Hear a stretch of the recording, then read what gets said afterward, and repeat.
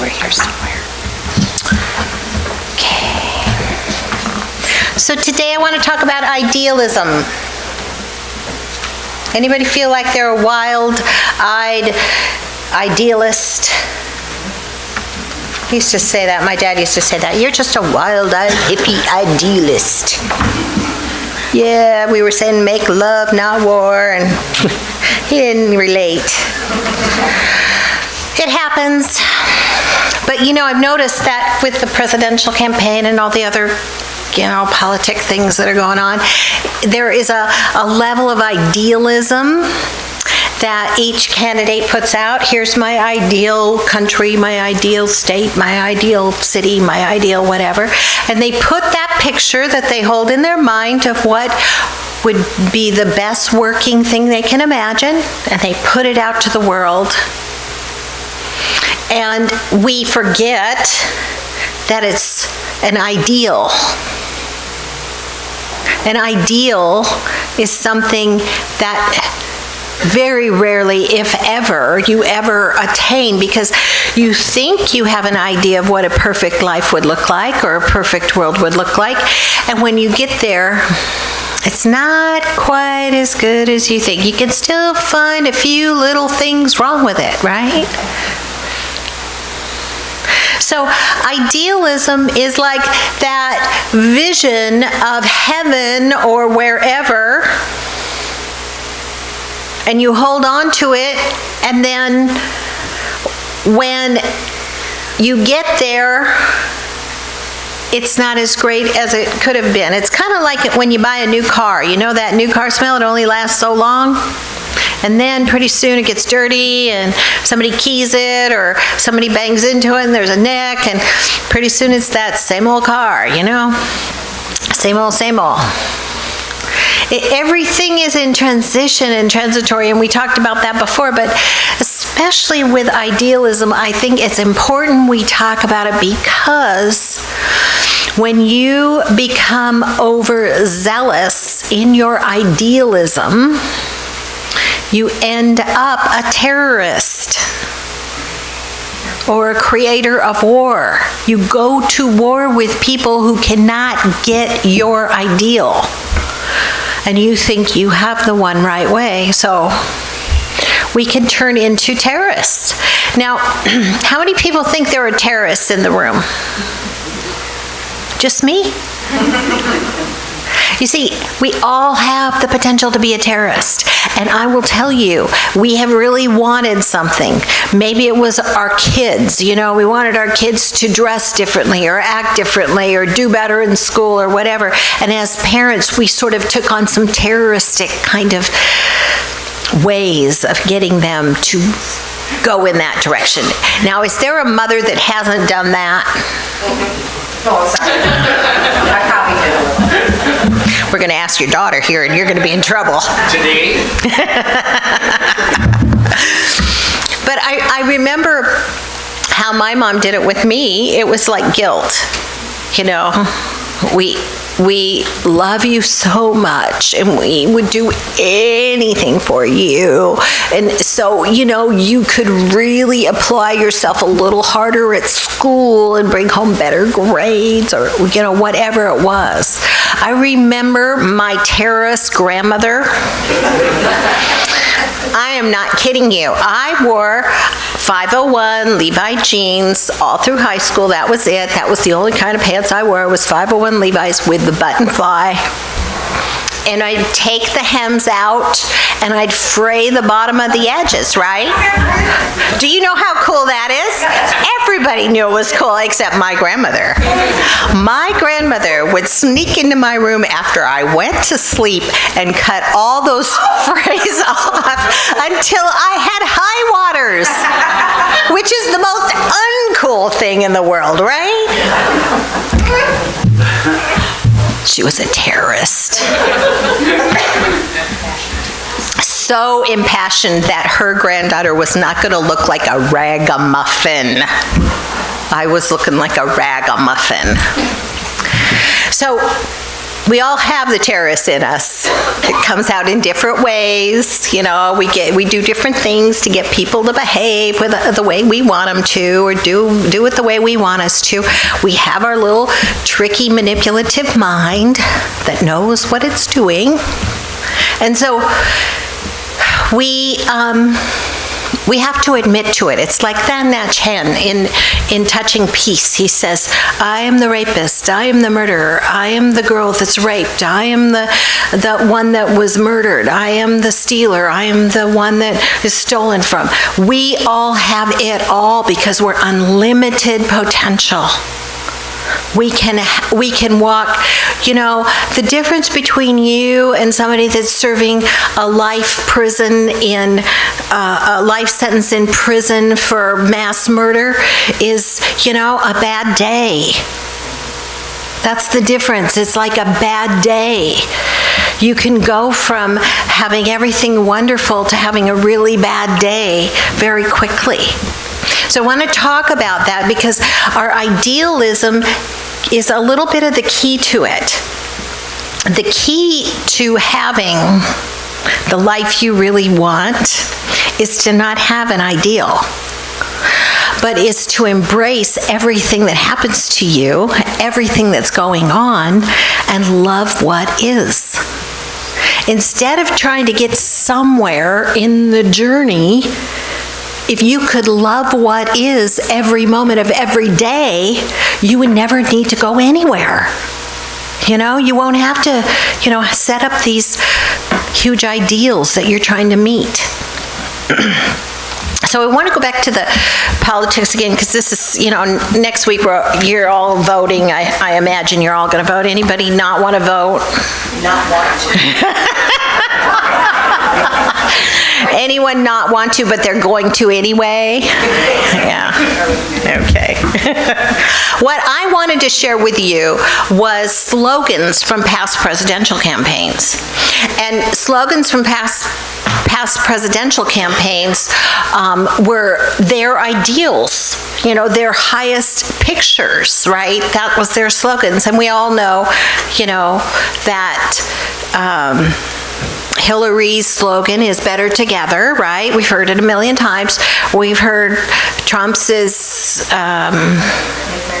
fixing America somehow, make America great again. You know, like we I always think of that like a dance class. You know, you might like get the rumba, but then the rumba goes out of fashion and now you need to learn the tango. So, you know, make America great again is now we got to learn the tango instead of the rumba. I don't know. That's maybe crazy. But anyway, here's one of my favorites. This is from 1840.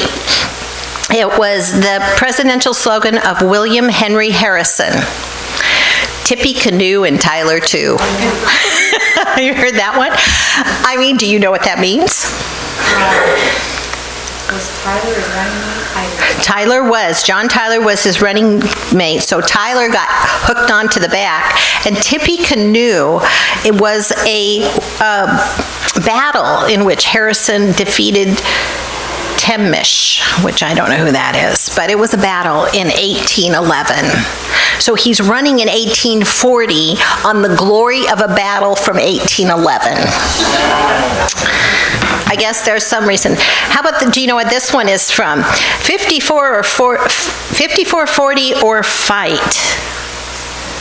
And re-annexation of Texas and re-occupation of Oregon. That was from James K. Polk. 5440 or fight is when they had the pig war up here in, you know, in the San Juan Islands off the Washington coast. There was the British, the Orcas Island has a line down the center of it where it used to be the British post on one side and the American post on the other. You guys never heard this story. Oh, it's one of those stories where you go, how insane can people be? Okay, so they make this artificial line, and they have the British are on one end of the island, the Americans are on the south end of the island, and an American pig gets in a British garden.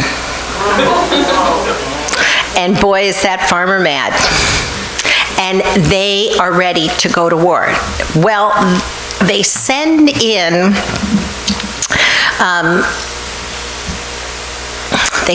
a young lieutenant. And I'm trying to remember what the rules of order, in a board meeting or whatever, you know what I'm talking about? Roberts. It was Lieutenant Roberts. They sent Lieutenant Roberts in to negotiate not having a war, going to war with Britain and the United States again, right? And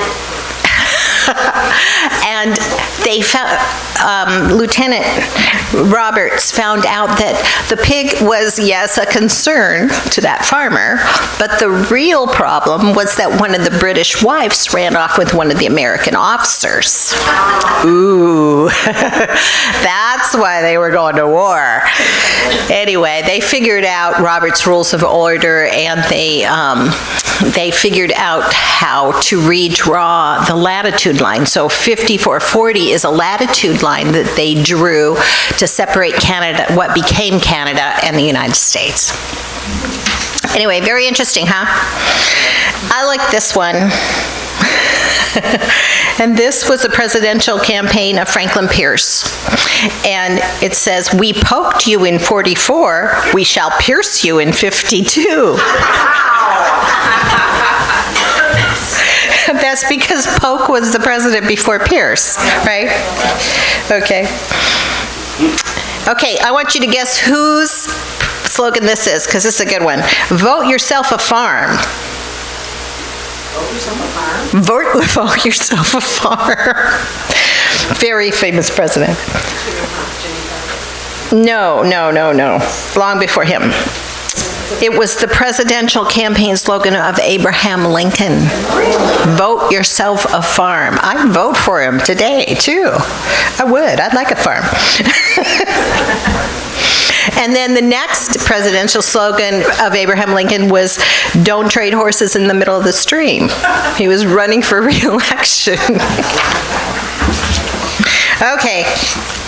I love this one. This was during the time of Prohibition, and his slogan was Rum, Romanism, and Rebellion. Rum, Romanism, and Rebellion. It's a presidential election in 1884 of Republicans attack opposition on their views of Prohibition. And here's a great one. We think there's a lot of sexual, misconduct going on around today. Well, way back in 1874, the slogan for the presidential used by James G. Blaine, who obviously didn't win, against his opponent Grover Cleveland, was, "Ma, ma, where's my pa?" And that was referring to allegations that Cleveland had fathered an illegitimate child in 1874. When Cleveland was elected president, his supporters added the line, "Gone to the White House, ha, ha, ha." He found his dad. Okay. William McKinney's was patriotism, protection, and prosperity. Oh, I love William McKinney's 4 more years of a full dinner pail. Just stirs the heart, doesn't it? And then you have his second time around, it wasn't much better. He said, "Let well enough alone." He was running for re-election. Let well enough alone. Don't try too hard. Okay. There's one in here. I know all of these are great, and I think you guys would just be laughing. Laughing. But I love, okay. So remember, keep cool with Coolidge. Keep cool with Coolidge. That was in 1924. And who was running against Coolidge was Herbert Hoover. And the presidential campaign slogan of Herbert Hoover is, "Who but Hoover?" I would think it was a vacuum cleaner, but, maybe before that time. And then Hoover's second re-election one was a chicken in every pot and a car in every garage. Okay, so I gotta find this one that I think is so funny.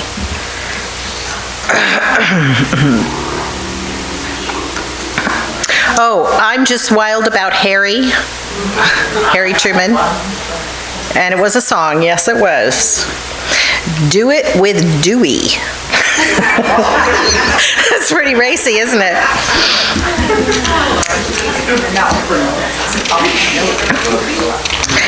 Here's all the way with LBJ was LBJ's, Lyndon B. Johnson's thing.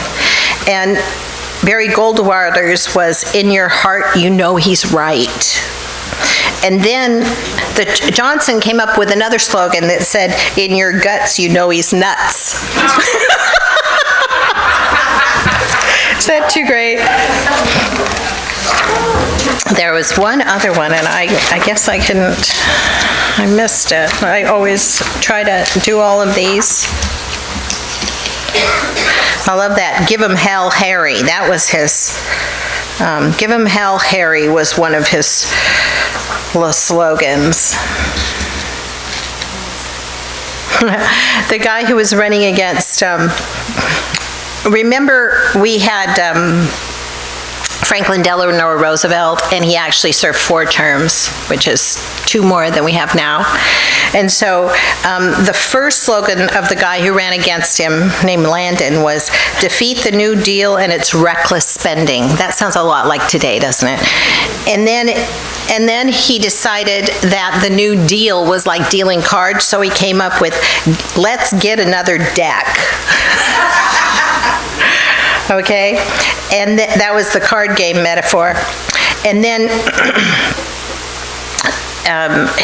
he came up with, let's make,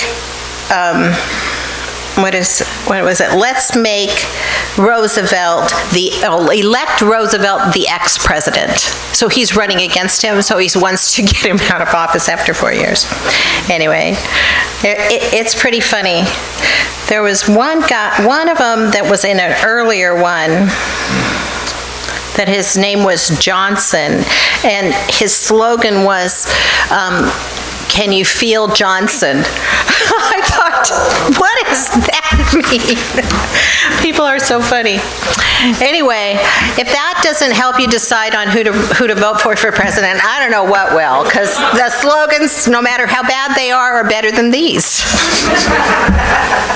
I want to tell you a story about a friend of ours, Chris Chenoweth, who's a Unity minister, and he wrote this story and sent it out, and it's so interesting. He went to his post office box. He said he was always excited to go to his post office box because he gets a lot of mail, and he runs an internet prayer ministry now, and so he puts the key in there, and there's only one envelope, and he pulls it out, and it says right on the front of the envelope, you are a major prize winner.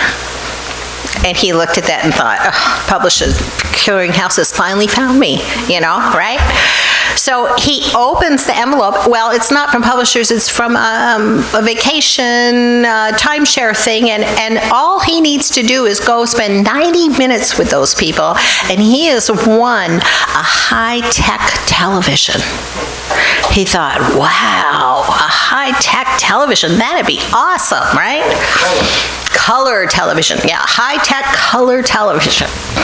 So he's thinking, well, I better do that. So he calls him up and he makes an appointment to go on his day off. It was Friday, And then he's thinking about it and he thinks, wow, if I'm going to get this high-tech color television, I'm going to need to get a truck, because those televisions are big now. And then he thought, well, I got this friend who has a Caprice station wagon. You remember in the about 70s, they had those big old Caprice station. They were at least as big as a hearse, in the back. And so he calls his friend and he says, I won a high-tech color television, and I want to go pick it up on Friday, and I don't think it'll fit in my car, so could you go with me and we could go in your station wagon? And he says, oh, sure. So he goes in and he says, boy, these timeshare people were so nice to me, and they gave me coffee, and we talked for the whole tour around the place, and I'm sitting there waiting to when I can claim my color high-tech television. I mean, wow. And so finally it's winding down, and he says, well, let's see what you won there in your letter. He goes, oh, I see, you won a high-tech color television. Great. And you've also won a bonus gift too. And he went, wow, this is my lucky day. Thank you, God, you know. So he goes out, and he doesn't want to have to carry that high-tech television very far. So he gets the big Caprice, and they back it up right in front of this little shed building where they're giving out the gifts, right? And he backs it up right where the door opens so that he won't have to carry that big television very far. And he goes in, and he waits, and finally it's his turn, and he says, I won the high-tech color television. And she goes, you sure did. And he says, well, I've got my car so I can load it in. And she gives him kind of a funny smile. She says, okay. And then other people that are trying to claim their prizes start to try to get in, but he's got the door pretty much blocked by his big old station wagon. So she goes over and she hands him, she goes, oh, you got a bonus winner too. Good, you get a diamond watch. And so she goes over and she brings him a little box that's about 4 inches wide and 6 inches long and about an inch thick, and he puts that in his hand. And he looks at that, and it says on there, high-tech color television. The entire screen was about 3 inches big, right?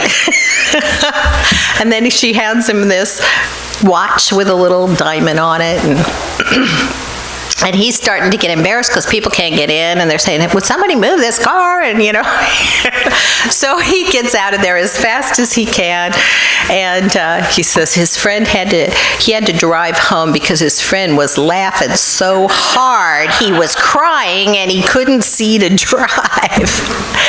And then Chris, being who Chris is, loved the whole experience. He said, you know what is great is to see my friend laugh that hard. I'd do it again just to see him laugh that hard. You know, that's when you give up the idea that there's some ideal that we're trying to get to. You know, sometimes we have said things like we're unfolding the Christ consciousness within us, and we are going to, once we attain the Christ consciousness, then we'll be transformed and life will be great and blah, blah, blah, blah, blah. But the reality is you can be in the Christ consciousness at any moment, under any circumstance, at any time. There's no limit. And to think that there is a place, a thing, a high-tech color television that's going to get you there is illusion. That's why the Hindus call the world illusion, because it's never what it seems. The only gifts, the only things that hold on with us is the gift of God's peace, the gift of God's love, the gift of God's power and presence and protection. So maybe we could let go of our idealism. Mickey said, in this church we don't lie, we just say affirmations. And some people think that's true because when they say, oh, I am so abundant, and, you know, I'm just an abundant person, I have all that I need and overflowing amounts. And some people look at them like, well, why don't you give more to the church then? They don't understand. They're saying affirmations, right? What's true is who you are is here.